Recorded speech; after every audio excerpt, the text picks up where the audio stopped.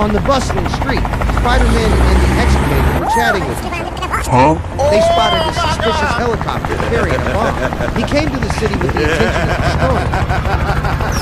The bomb was dropped and exploded, destroying 3 houses.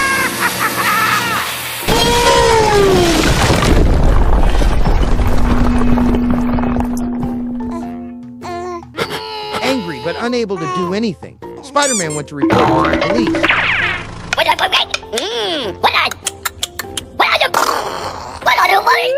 After understanding the situation, the police officer immediately came up with a plan. Okay. Oh no. At the scene, the police officer was also furious. He immediately took out a loudspeaker to warn the helicopter. When the warning failed, they immediately began the plan.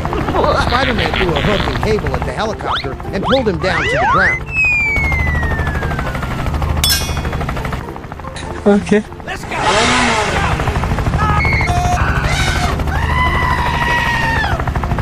Pulled down to the ground, he was quickly captured.